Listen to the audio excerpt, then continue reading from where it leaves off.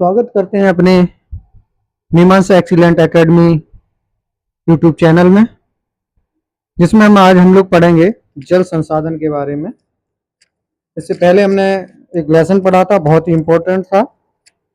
Lesson का नाम था पहले वन और उनके संसाधन के बारे में, और आज जो हम लोग पढ़ने जा रहे हैं वो जल संसाधन पढ़ेंगे। जितने भी आपको लेसन ये आपको दिख रहे हैं, वाचिंग हो रही है, वो सभी इम्पोर्टेंट रहेंगे। और ये एनसीईआरटी क्लास 10th की ज्योग्राफी का है। आने वाली कोई भी कंपटीशन, विशेष टीचर यूपीएससी आईएएस में जो कंपटीशन में आते हैं एग्जाम, क्वेश्चन, उन इन्हीं से बनते हैं, तो जरूर देखें। और ये थोड़ा थ्योरी टाइप होगा, बोरिंग आपको जरूर लगेगा, क्योंकि बहुत ही वेरी इंपॉर्टेंट है। तो हम लोग स्टार्ट करते हैं जल संसाधन से। तो ये जो थर्ड लेसन है, जल संसाधन, यानी हम लोगों को जल की बहुत ही आवश्यकता, जल के बारे में समझ लेते हैं। जो कि अपने जो पृथ्वी पर है, जल जो है सबसे अधिक मात्रा में पाया जाता है, और जल बिना ही जीवन असंभव है। जिसमें हम जल से संबंधित और उसे कैसे, उसके संसाधनों के बारे में ही पढ़ेंगे। तो हम लोग स्टार्ट करते हैं। जैसा कि आप जानते हैं कि 3/4 धरातल जो है जल से ढका हुआ है, यानी 3 ओर जो है जल से ढका हुआ है, और एक ओर जो है वो स्थल है। परंतु इसमें प्रयोग में लाने योग्य जो जल है वो आलवणीय जल का अनुपात बहुत ही कम है। यानी जो आलवणीय जल होता है उसको यूज किया जाता है, उसको ही हम लोग प्रयोग में लाते हैं। और यह आलवणीय जल हमें सतही अपवाह और भौम जल स्रोत से प्राप्त होता है। यानी जो जल है आलवणीय, यानी पीने योग्य जो जल है, वो पृथ्वी की सतह के अपवाह से मिलता है, या फिर जो भौमगत जल होता है उसके स्रोत से मिलता है।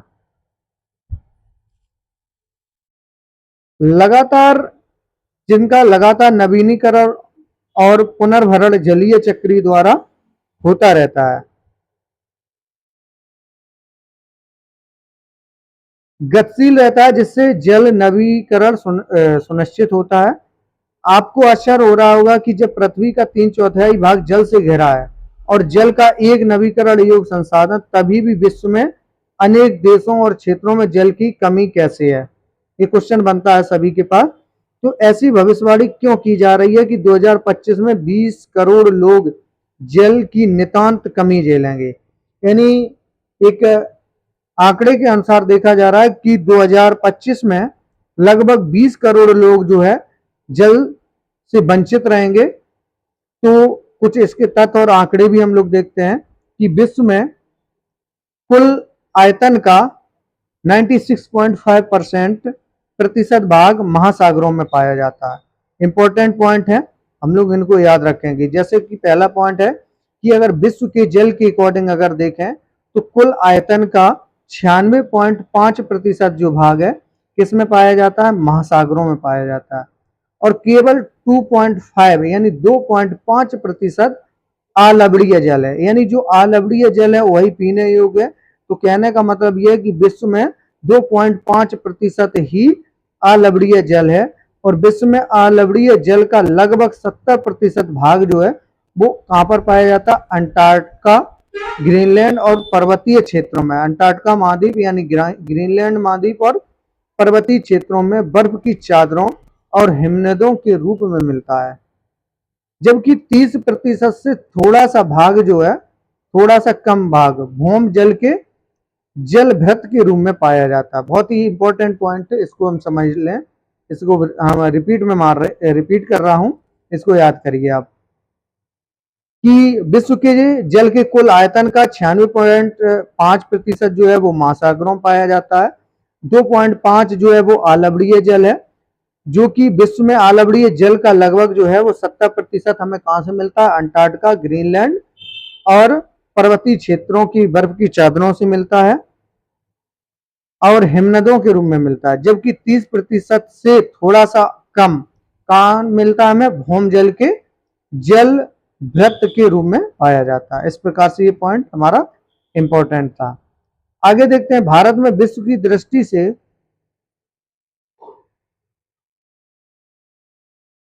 भारत में विश्व की दृष्टि का 4% जो हिस्सा है वो प्राप्त करता है और प्रति व्यक्ति प्रति वर्ष जल उपलब्धता के संदर्भ में विश्व में इसका 133वां स्थान है। यानी भारत में विश्व की दृष्टि के से 4% जो हिस्सा है वो प्राप्त करता है और प्रति व्यक्ति प्रति वर्ष जल उपलब्ध के संदर्भ में विश्व का इसका 133वां स्थान है। कितना है? 133वां स्थान है। भारत में कुल नवीकरण योग्य जल संसाधन 1897 वर्ग किलोमीटर प्रति वर्ष अनुमानित है। यानी भारत में कुल नवीकरण योग्य जो है जल वो संसाधन 1897 वर्ग किलोमीटर प्रति वर्ष अनुमानित है। राइट है। भविष्यवाणी यह है कि 2025 तक भारत का एक बड़ा हिस्सा विश्व के अन्य देशों और क्षेत्रों की तरह जल की नितांत से कमी महसूस करेगा। ये हमारे इंपॉर्टेंट पॉइंट थे। किसके अनुसार ये रिपोर्ट दर्ज की गई? संयुक्त राष्ट्र विश्व जल विकास रिपोर्ट 2003 के अनुसार इस आंकड़े को प्रदर्शित किया गया है। आगे अब लोग पढ़ते हैं जल दुर्लभता और जल संरक्षण एवं प्रबंधन की आवश्यकता। जल दुर्लभता और जल संरक्षण एवं प्रबंधन की आवश्यकता क्यों है? क्या है इसका खास प्लान या खास मोटिव क्या है? तो उसे हम समझते हैं। जल के विशाल भंडार और इसके नवीकरण योग्य गुणों के होते हुए यह सोचना भी मुश्किल है कि हमें जल दुर्लभता का सामना करना पड़ सकता है।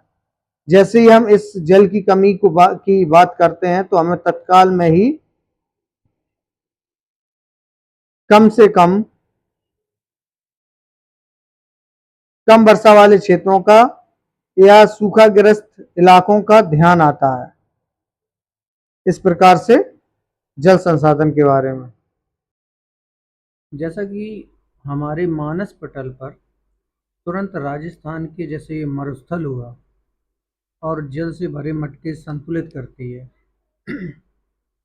और जल भरने के लिए लंबा रास्ता तय करती है। पनिहारनों यानी पनिहारनों का मतलब ये होता है कि जो पानी जो भरने के लिए जाती हैं उनको हम पनिहारनों की जो क्षेत्रीय भाषा में बोलने लगते हैं। वे चित्र जो चित्रित हो जाते हैं सच्ची है कि वर्षा में वार्षिक और मौसमी परिवर्तन के कारण जल संसाधनों की उपलब्धता में समय और स्थान के अनुसार विभिन्नता है। ये वास्तविक है कि वार्षिक और मौसमी परिवर्तन के कारण जल संसाधनों की उपलब्धता में समय और स्थान के अनुसार विभिन्न प्रकार से देखने को मिलता है, परंतु अधिकतर जल की कमी इसके अतिशोषण और अत्यधिक प्रयोग और समाज के विभिन्न वर्गों में जल के असमान वितरण के कारण होती है। आगे बढ़ते हैं हम लोग।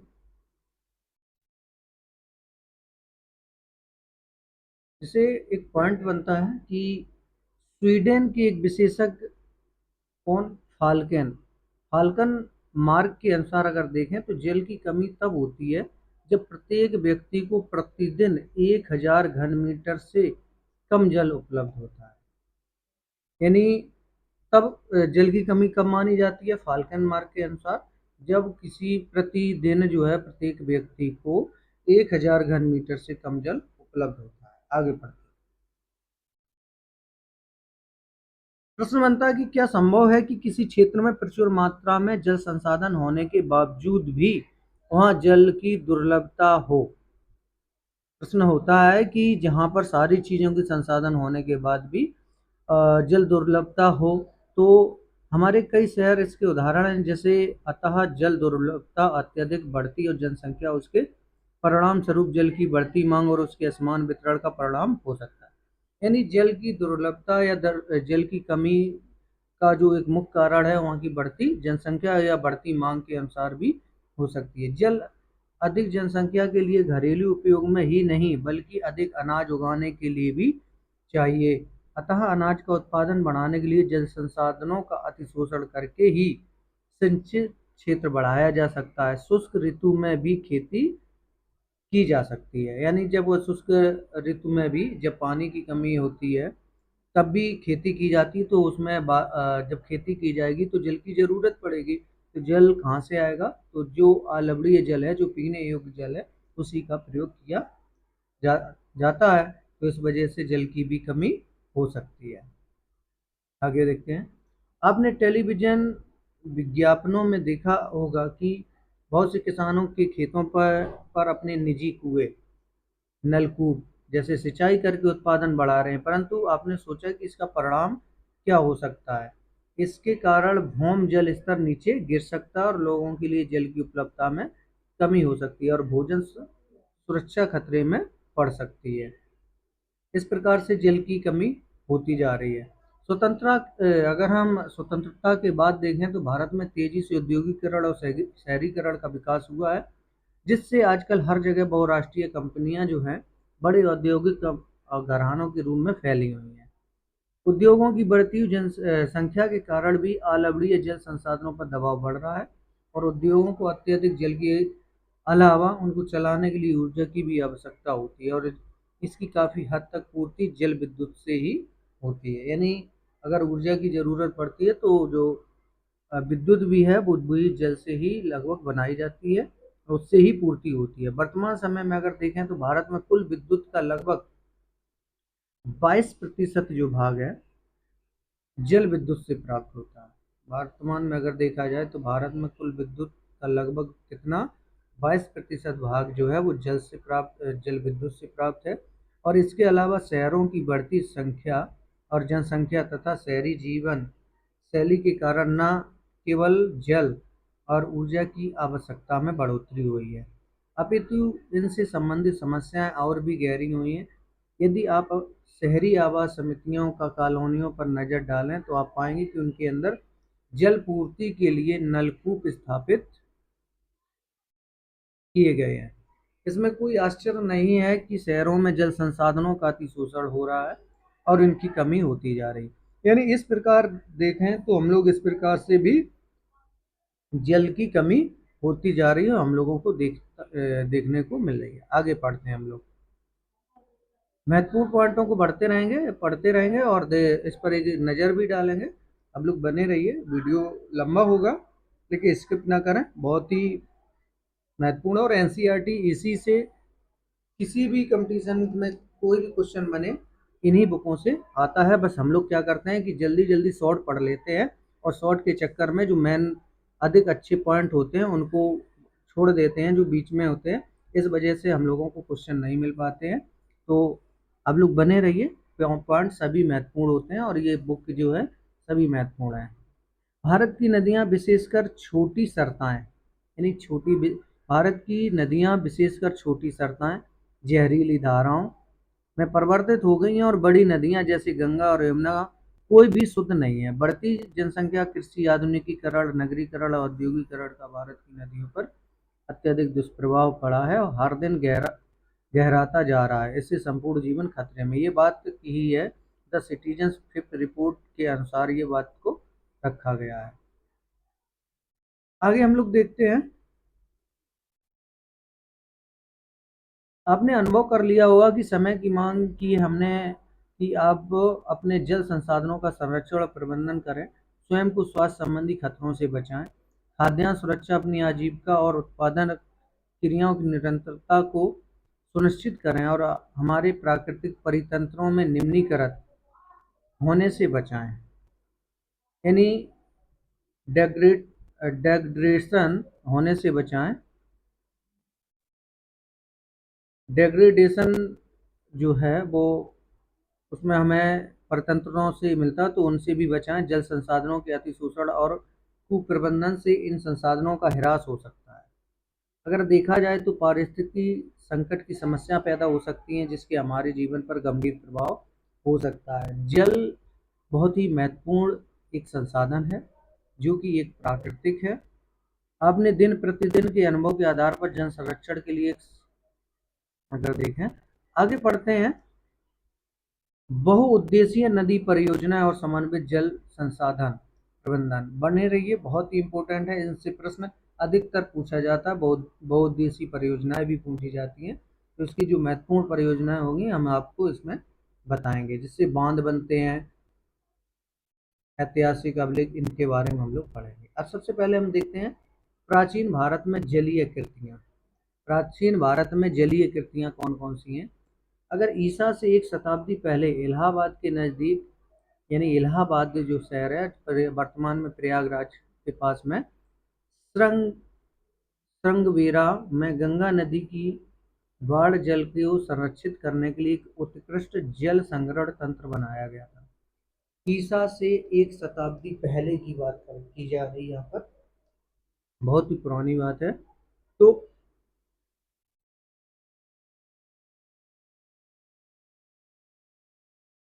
आगे देखते हैं। पहला मैंने देखा कि ईसा से 1 शताब्दी, देखिए बहुत ही इंपॉर्टेंट पॉइंट मिल गया, जो कि शायद आपने कहीं नहीं पढ़ा होगा, लेकिन अब मैंने आपको इसमें बताया कि ईसा 1 शताब्दी से पहले ही इलाहाबाद के नज़दीक श्रृंगवेरा में गंगा नदी बाढ़ के जल को संरक्षित करने के लिए एक उत्कृष्ट जल संग्रहण तंत्र बनाया गया था। तो अगर माना जाए तो लगभग पहले ही समझ में आ रहा कि पहला यही होगा। उसके बाद दूसरा देखते हैं कि चंद्रगुप्त मौर्य के समय बृहत स्तर पर बांध, झील और सिंचाई तंत्रों का निर्माण करवाया गया था। नेक्स्ट देखते हैं कलिंग। कलिंग जो है उड़ीसा, नागार्जुनकोंडा आंध्र प्रदेश में जो है, बेन्नूर कर्नाटक में और कोल्हापुर महाराष्ट्र में उत्कृष्ट सिंचाई तंत्र के होने के सबूत मिलते हैं। अगर पुराने उसके अनुसार देखा जाए तो यहाँ पर सिंचाई के सबूत मिले हैं। याद रखिए, सिंचाई पूछा जाता है कि सिंचाई के जो हमें सबूत मिले हैं वो कहाँ मिले? कलिंग यानी उड़ीसा में, नागार्जुनकोंडा में यानी आंध्र प्रदेश, बेन्नूर यानी कर्नाटक, कोल्हापुर महाराष्ट्र में। अगर यहाँ पर देखें तो यहाँ पर सिंचाई के जो है हमें तंत्र देखने को मिले हुए हैं। आगे बढ़ते हैं। अपने समय के सबसे बड़ी कृत्रिम झीलों में से एक भोपाल झील, जो कि 11वीं शताब्दी में बनाई गई थी, यानी ये मानवीकृत जो है झील, जो कि सबसे बड़ी, अपने समय की सबसे बड़ी जो कृत्रिम झीलों में से अगर बात की जाए तो वो भोपाल की झील है, जो कि 11वीं शताब्दी में बनाई गई थी। नेक्स्ट देखते हैं कि 14वीं शताब्दी में इल्तुतमिश ने दिल्ली में श्री फोर्ट क्षेत्र में जल की सप्लाई के लिए हौज खास एक विशिष्ट तालाब बनवाया था, जो कि आज भी एक हौज खास के नाम से एक शहर का एक शहरीकरण हुआ न, उसमें नाम हुआ है।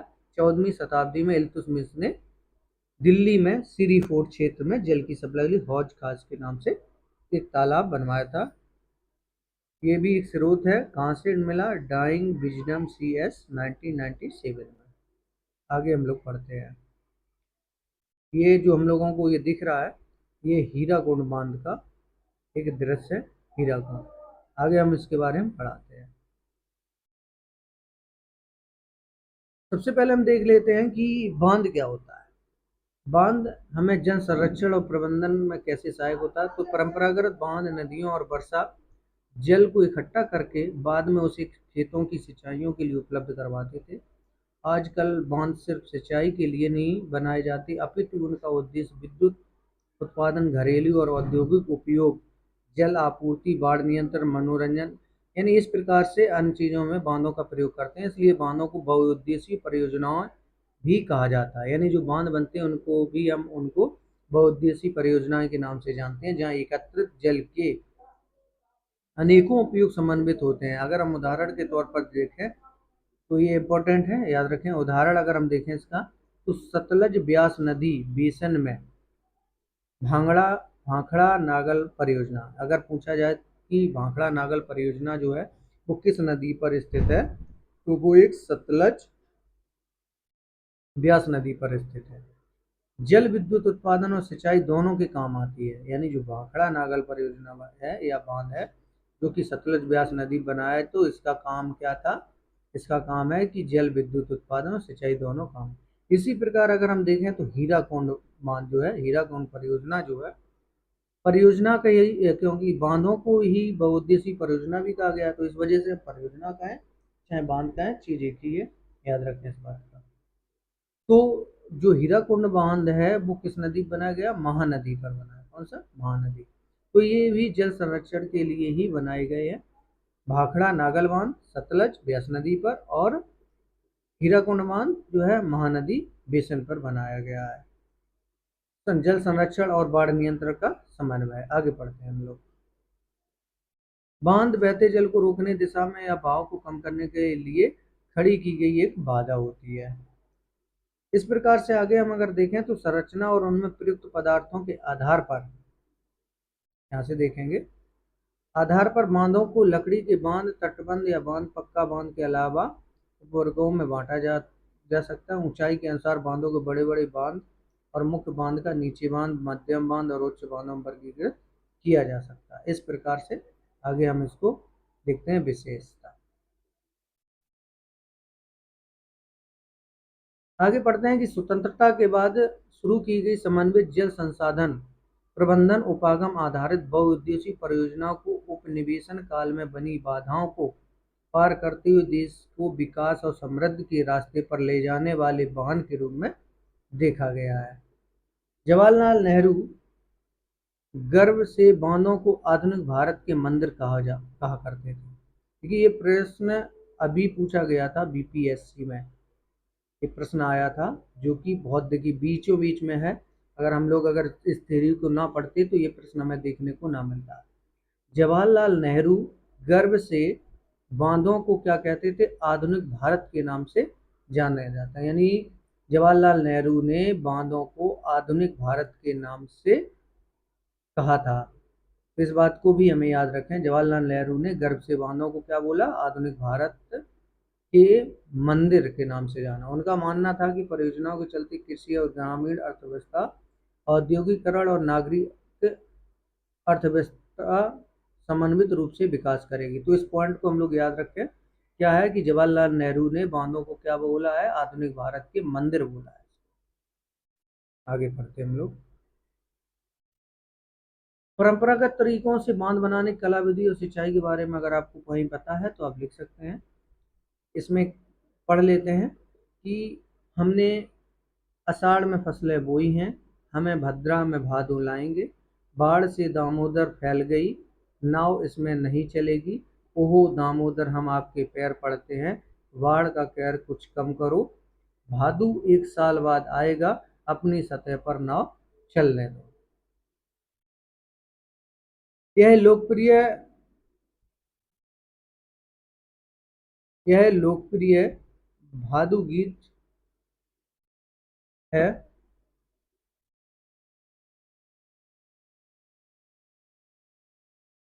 और जो कि दामोदर घाटी के क्षेत्र में गाया जाता है। जो शोक नदी कही जाने वाली दामोदर नदी बाढ़ के दौरान अपनी समस्याओं का वर्णन करता है। यानी शोक की नदी किसे कहा जाता है? उसे हम दामोदर नदी के नाम से जानते हैं। दामोदर नदी को एक शोक की नदी के नाम से जानते हैं।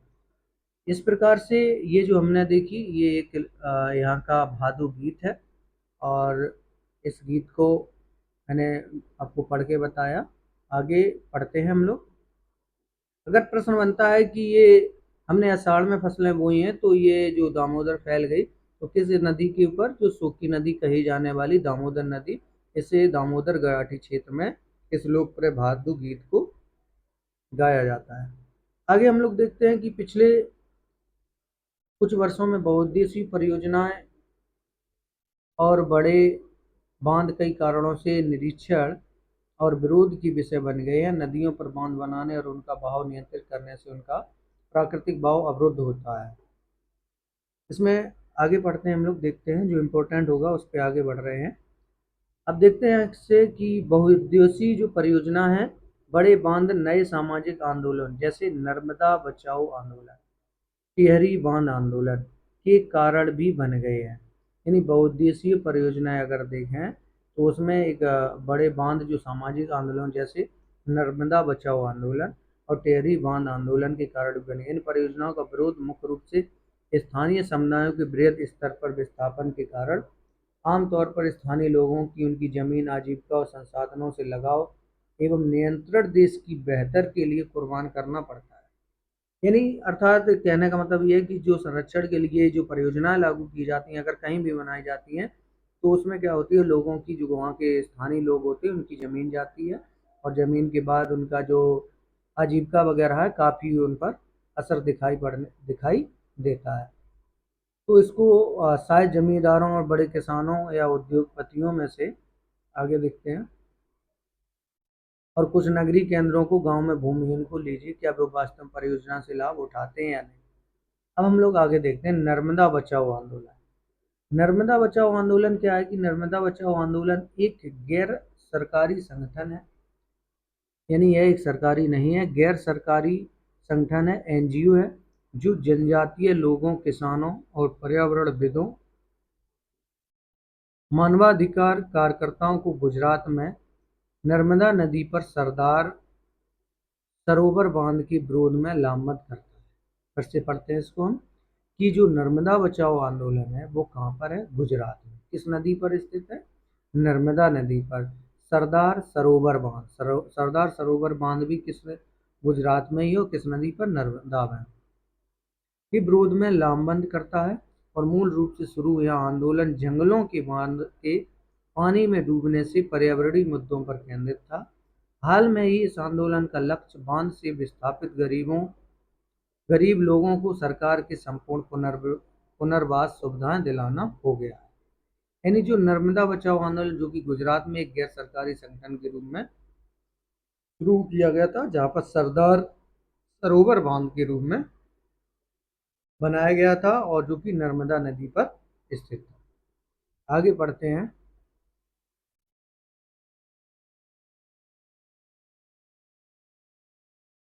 सिंचाई ने कई क्षेत्रों में फसल प्रारूप परिवर्तित कर दिया है, जहां किसान जल गहन और वाणिज्य फसलों को आकर्षित हो रहे हैं। इसमें आगे जो महत्वपूर्ण पॉइंट है उनको हम लोग पढ़ते हैं। हम लोग देख पा रहे हैं कि गुजरात में साबरमती बेसिन में सूखे के दौरान नगरीय क्षेत्रों में अधिक जल आपूर्ति दौर, यानी गुजरात में जो साबरमती नदी है, उस साबरमती बेसिन के नाम से भी जानते हैं, सूखे के दौरान नगरीय क्षेत्रों में अधिक जल आपूर्ति देने पर परेशान किसान उपद्रव पर उतारू हो गए हैं, और बहुउद्देशीय परियोजनाओं की लागत और लाभ के बंटवारे को लेकर अंतर्राष्ट्रीय झगड़े आम होते जा रहे हैं। आगे हम इसको देख लेते हैं। मुख्य नदियां एवं बांध के बारे में हम बात करते हैं।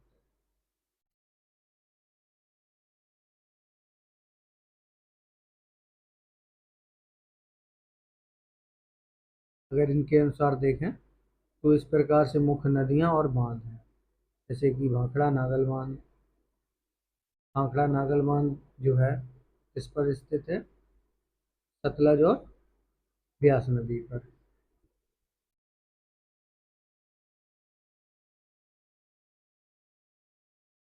आगे हम लोग देख लेते हैं। आगे हम लोग जो पढ़ते हैं कि आपने पढ़ा होगा कि वर्ष 2006 में महाराष्ट्र और गुजरात में भारी वर्षा के दौरान बांधों में छोड़े गए जल की वजह से बाढ़ की स्थिति और विकट हो गई थी। इन बाढ़ों से न केवल जान माल का नुकसान व प्रति बृहद स्तर पर मृदा अपरदन भी हुआ है। बांध के जलाशय पर तलछट जमा होने के उर्वरक के मैदानों पहुंचती, जिसके कारण निम्नलिखित समस्याएं होती गई। आगे हम लोग पढ़ते हैं इसी में, वर्षा का जल संग्रहण, यानी वर्षा जल का संग्रहण कैसे होता, क्या क्या जरूरत है। बहुत से लोगों का मानना है कि बहुउद्देशीय परियोजनाओं के अलाभप्रद असर होने पर उठे विवादों के चलते वर्षा जल जो है संग्रहण तंत्र करके सामाजिक, आर्थिक और पारिस्थितिक तौर पर व्यवहार्य विकल्प हो सकते हैं। अगर हम देखें तो प्राचीन भारत में उत्कृष्ट जलीय निर्माणों के साथ साथ जल संग्रहण ढांचे भी पाए जाते हैं। इसमें जो मेन है पॉइंट है उनको हम लोग देखते चलेंगे। आगे बढ़ते हैं कि उन्होंने स्थानीय परिस्थितियों और उनकी जल आवश्यकता अनुसार वर्षा जल, भूमजल, नदी जल और बाढ़ जल संग्रहण के अनेक तरीके विकसित कर लिए थे। पहाड़ी पर्वतीय क्षेत्रों में लोगों ने गुल अथवा कुल, पश्चिमी हिमालय जैसी वाहिकाएं, यानी पश्चिमी हिमालय की जो वाहिकाएं जैसे गुल या कुल, नदी की धारा का रास्ता बदलकर खेतों में सिंचाई के लिए बनाई हैं। पश्चिमी भारत, विशेषकर राजस्थान में पीने का जल एकत्रित करने के लिए छत वर्षा जल संग्रहण का तरीका आम था। पश्चिम बंगाल में बाढ़ के मैदान में लोग अपने खेतों की सिंचाई के लिए बाढ़ जल वाहिकाएं बनाते थे और शुष्क और अर्ध शुष्क क्षेत्रों में खेतों में वर्षा जल एकत्रित करने के लिए गड्ढे बनाए जाते थे ताकि मृदा को सिंचित किया जा सके और संरक्षित जल को खेती के लिए उपयोग में लाया जा सके। राजस्थान के जिले जैसलमेर में खादीन, अन्य क्षेत्रों में जोहड़ इसके उदाहरण हैं। यानी जल संरक्षण के लिए राजस्थान जिले में जैसलमेर में जैसे खादीन के नाम से इकट्ठा एक संरक्षण था और एक जूहड़ के नाम से राजस्थान में एक इकट्ठा किया था। आगे हम लोग देखते हैं, पीवीसी पाइप का इस्तेमाल करके भी छत का वर्षा जल एकत्रित किया जाता है। रेत और ईंट के प्रयोग का जल का छनन फिल्टर किया जाता है। भूमिगत पाइप के द्वारा जल हाउस तक ले जाता है जहां से इसे तुरंत प्रयोग किया जा सके। हौज के अतिरिक्त जल कुएं तक ले जाता है। इस प्रकार से जो है वर्षा जल का संरक्षण किया सबसे पहले राजस्थान में। सॉरी, एक दृश्य के अनुसार देखें तो एक कुल में वर्तुल ग्रामीण तालाब बनता है। काजा गांव के चित्र के अनुसार देखें तो इसे जरूरत पड़ने पर पानी छोड़ सकते हैं। अब हम लोग बात पढ़ते हैं आगे।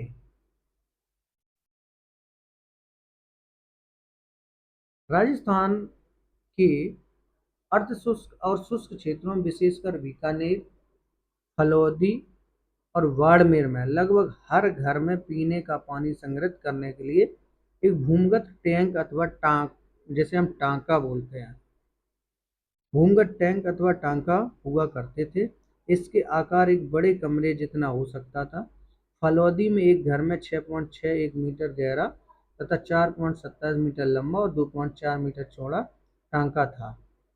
यह सुविकसित छत वर्षा जल संग्रहण तंत्र का अभिन्न हिस्सा होता था जिसके मुख्य या घर या आंगन में बनाया जाता था।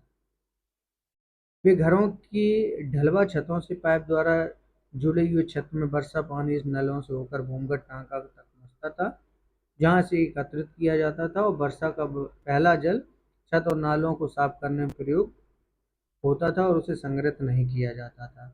इसके बाद होने वाली वर्षा का जल संग्रह किया जाता था।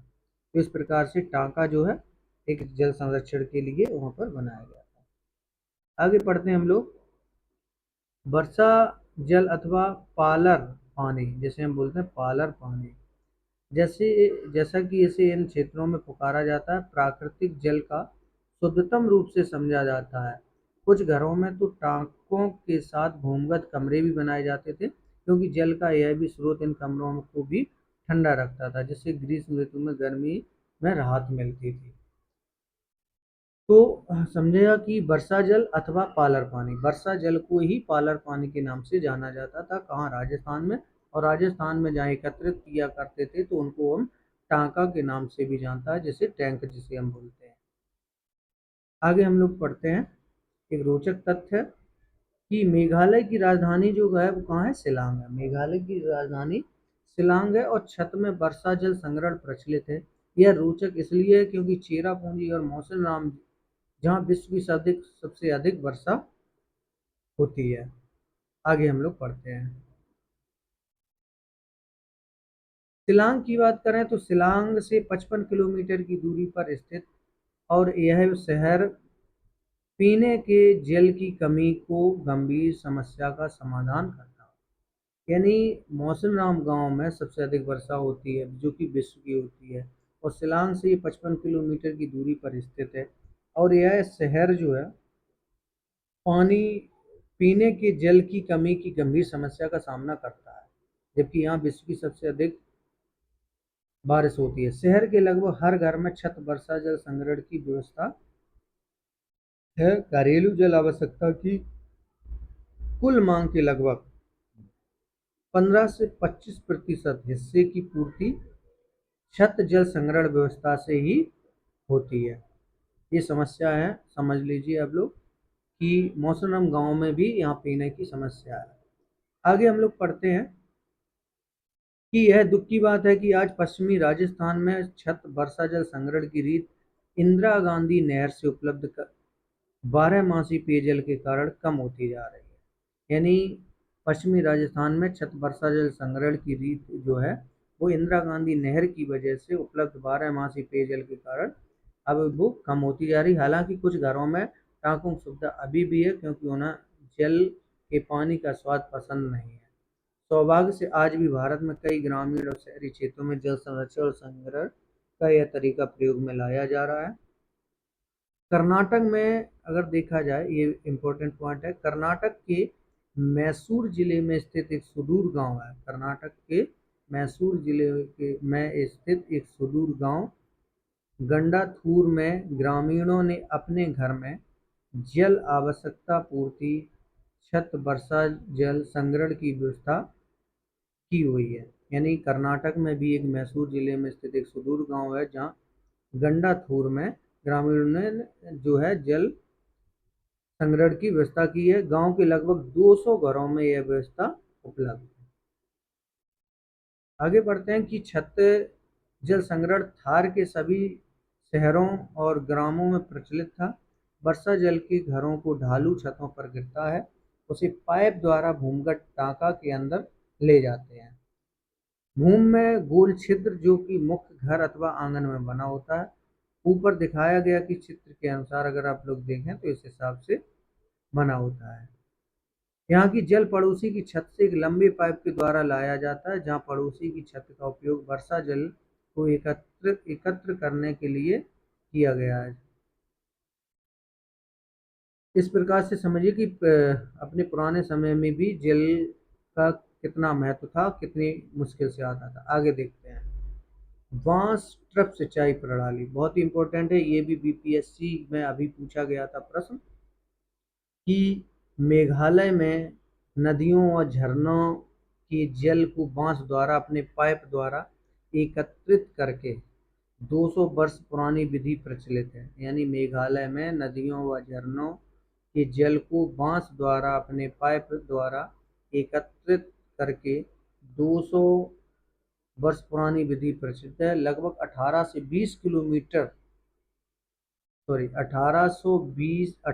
20 लीटर सिंचाई पानी बांस पाइप में आ जाता है तथा उसे सैकड़ों मीटर की दूरी तक ले जाया जाता है।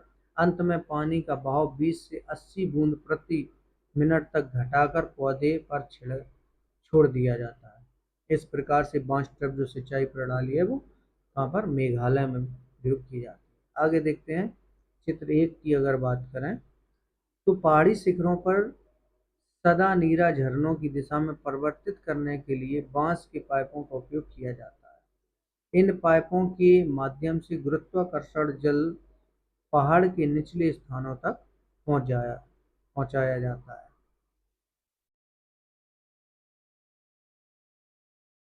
आगे हम लोग देखते हैं,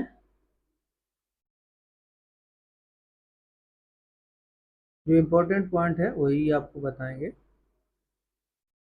बने रहिए।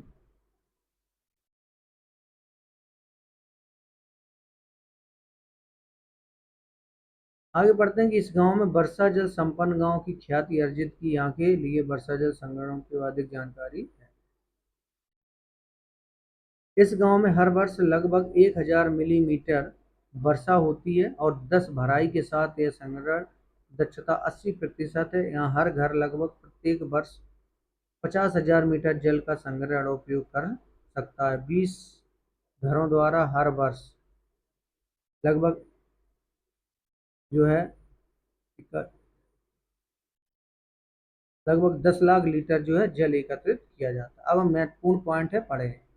तमिलनाडु देश एकमात्र राज्य है। तमिलनाडु देश का एकमात्र राज्य है जहां पूरे राज्य में हर घर में छत वर्षा जल संग्रहण ढांचों का बनाना आवश्यक कर दिया गया है। इस संदर्भ में दोषी व्यक्तियों पर कानूनी कार्रवाई हो सकती है। यानी देश का तमिलनाडु राज्य जो है वो एकमात्र ऐसा राज्य है जहाँ की जल संग्रहण के यानी वर्षा जल जो है छत वर्षा जल संग्रहण के लिए एक आवश्यक नियम बना दिया गया है पूरे राज्य में। इस प्रकार से हमने पढ़ा जल संग्रहण के बारे में और जल संरक्षण के बारे में, एक बहुत ही महत्वपूर्ण उनकी परियोजनाएं बहुउद्देशीय परियोजनाओं के बारे में भी पढ़ा। तो आप लोग पूरा लेसन अच्छे से देखें और चैनल को हमारे सब्सक्राइब भी करें। हम आपको ऐसे ही वीडियो, थोड़ा सा बोरिंग होगा, थ्योरी टाइप में ही लाएंगे, अभी बाद में वैकल्पिक भी मिलेंगे आपको। तो आप लोग पूरा थ्योरी से पहले पढ़िए, फिर आप समझिए कि मैंने कितना पढ़ा, उसके बाद आपको विकल्पी भी मिलते रहेंगे, ऑब्जेक्टिव टाइप क्वेश्चन। और अपने दोस्तों को भी शेयर करना ना भूलें और लाइक करें। अब इनके हम कुछ जो ऑब्जेक्टिव टाइप क्वेश्चन है उसके बारे में हम देख लेते हैं। जैसे पहला प्रश्न आता है कि नीचे दी गई सूचना के आधार पर स्थितियों को जल की कमी से प्रभावित या जल की कमी से अप्रभावित में वर्गीकृत कीजिए। जैसे अधिक वर्षा, अधिक वार्षिक वर्षा वाले क्षेत्र, यानी दी गई सूचना के आधार पर स्थितियों को जल की कमी से प्रभावित या जल की कमी से अप्रभावित वर्गीकृत करना है। तो अधिक वर्षा वाले क्षेत्र जो हैं ये भी जल की कमी से कमी है। अधिक वर्षा और अत्यधिक जनसंख्या वाले क्षेत्र, अधिक वर्षा वाले परंतु अत्यधिक प्रदूषित जल से, कम वर्षा और कम जनसंख्या। तो इसका ऑप्शन नंबर हमारा ख नंबर जो है वो करेक्ट हो जाएगा। चलते हैं नेक्स्ट प्रश्न। निम्नलिखित में से कौन सा वक्तव्य बहुउद्देशीय नदी परियोजना के पक्ष में तर्क नहीं है, यानी दिया नहीं गया? तो बहुउद्देशीय परियोजना उन क्षेत्रों में जल लाती हैं जहाँ जल की कमी होती है, ये भी बिल्कुल गलत है। बहुउद्देशीय परियोजना जल बहाव को नियंत्रित करके बाढ़ पर काबू पाती है, ये भी गलत है। बहुउद्देशीय परियोजनाओं से बृहत स्तर पर विस्थापन होता है और आजीविका खत्म हो जाती है। बहुउद्देशीय परियोजनाएं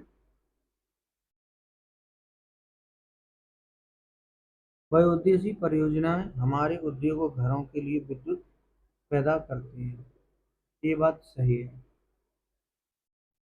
तो इसका तर्क नहीं है।